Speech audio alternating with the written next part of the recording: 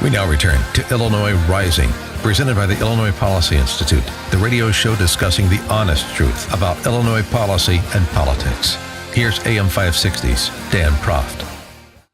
Dan Proft back on this edition of Illinois Rising with Michael Lucci, Vice President of Policy at the Illinois Policy Institute, and former State Senator Steve Rauschenberger, now the Director, President, CEO, Chairman.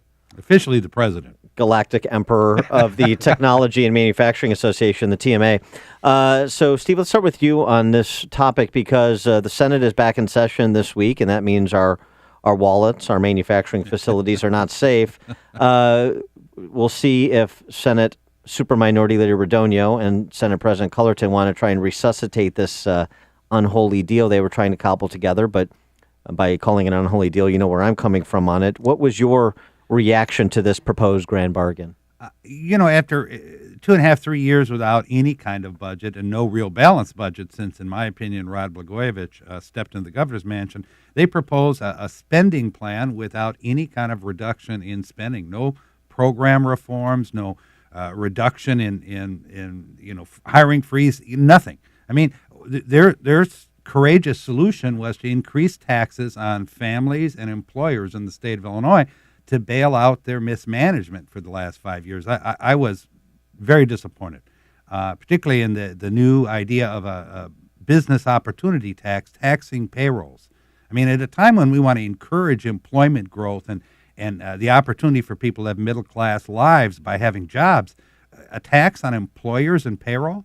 And so, your perspective going back to entering the General Assembly in the early 90s, has it ever been, since the early 90s when you came to Springfield from Elgin to present day, has it ever been anything other than a revenue problem in state government from the perspective of both parties? Well, for a period in the 90s, we actually cut taxes 3 or 4 times. We eliminated the bed tax. We reduced some of the levies. We actually had 2 rebates in the 90s. When Republicans were in charge of the Senate. Yes, when the Republicans had one chamber and the Democrats had the other, and we had a downstate governor, everybody kept an eye on each other. The city couldn't get away with much. The suburbs couldn't get away with much. And Jim Edgar kind of advocated for downstate spending because he thought it had a lot to do with revitalizing downstate Illinois. So there was a balance. As soon as Rod Blagojevich was elected and the Chicago Democratic Party ran the table, everything's been about revenue since then and spending. And so, Mike Lucci, from a policy perspective on this, I mean, what would specifically, now I know that's been tabled, but the fact that it was even raised as a trial balloon, that payroll tax, that opportunity, the opportunity tax, the opportunity to pay more money, regardless of your profitability, those kind of suggestions, the sugary tax, the casino every square mile, and slots at O'Hare and slots at the racetracks, things we've heard on and on and on for years. And in exchange for that, what is it exactly that Christine Radonio and some Senate Republicans who were on board with this idea think we're getting?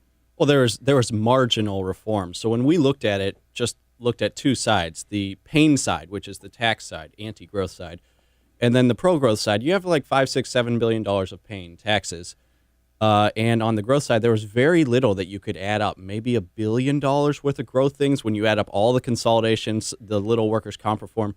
So our baseline right now is not good. People are leaving the state. You mentioned that we're going to tax payrolls in this proposal. They made that proposal 2 days after it was announced that we lost 17,000 jobs in the month of December. So we're losing jobs. We closed out 2016 with the worst jobs growth in the Midwest again. We had the biggest manufacturing job losses in the Midwest again.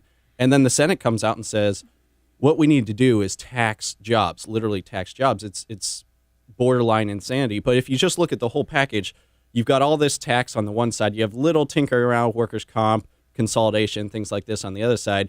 It's very hard to see where they're coming from. It's just an anti-growth package overall. So, Steve, the politics of this. I mean, how could Christine Radonio, the Senate Superminority Leader, go down this primrose path with the Senate President? They read the same data that we do. They see the same statistics. They see the same reports. They see the same rankings of where Illinois is. They hear from manufacturers, the real job and wealth creators in this state. How could she go down this path? What's the politics of this that makes it make any sense? The only thing I can think of is Stockholm Syndrome. They've been in the minority so long, they think any kind of progress is some kind of progress, and at least it's movement. They think the big enemy is gridlock, and that lack of progress is what the public is upset about. I don't think they're reading the tea leaves right. I also think that's reflected in their results the last two election cycles. Despite having a lot of money to spend, Republicans are not making gains in this state against, I think, a horrible maladministration by Chicago Democrats because they're not offering an alternative that inspires people. There's no vision from the Senate Republicans or the House Republicans now, and not enough vision from the Republican governor. Yeah, there's just jib-jab ads about Mike Madigan. I want your members specifically, because this is like the sweet spot for this state. Your members are small to mid-sized manufacturers, producers, wealth creators, as I referenced. What's the feedback you've been getting from your TMA members? They were astounded when we put out an alert to our membership about the elements contained in the Senate compromise. They were distraught. Several of them said, it's the last job I'm adding in the state of Illinois. A lot of them are under pressure to move some production to Mexico. A number of them are entreated constantly by Indiana and Wisconsin to look at moving just across the border. The reason the city of Chicago's hollowed out is this kind of public policy. And it was interesting to see some of the reaction from your members. Brian Westbury, respected free market economist out of Chicago, out of Wheaton actually, but in Chicago metropolitan area. He tweeted, very disappointed that Rauner has not made it clear that he will veto any tax hike.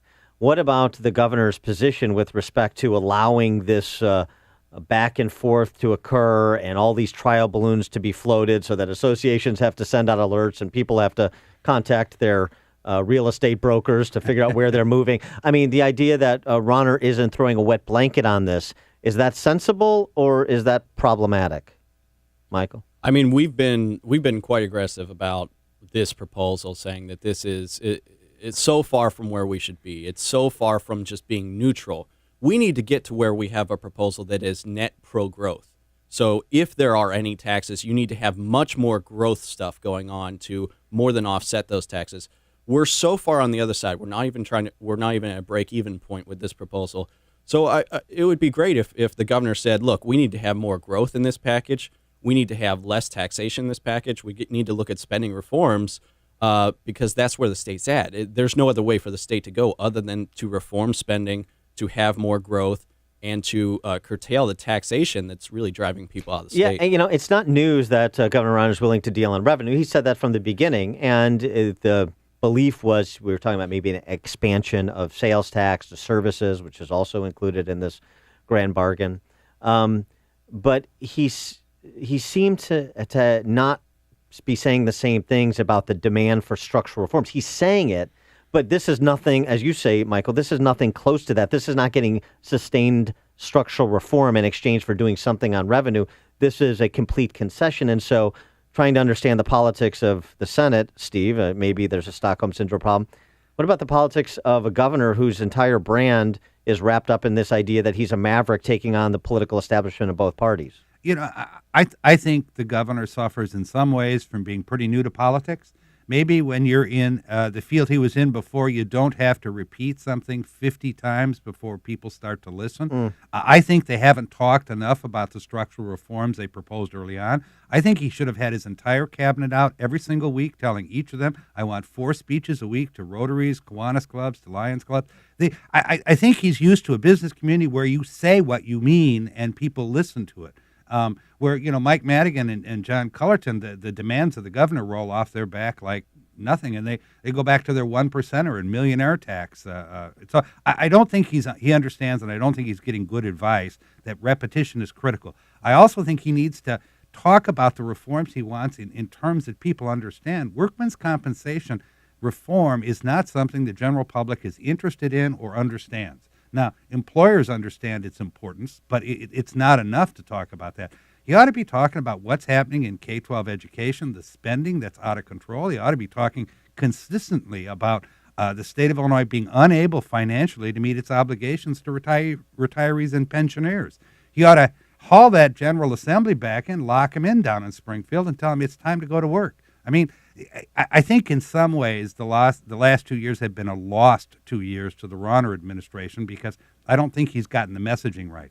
I think he understands from a public policy point of view, but the very fact that you've got Kennedy emerging and the Spalding, Pritzker J.J. family Pritzker, and all this talk about a different millionaire, I think shows clearly that they haven't gotten the message out.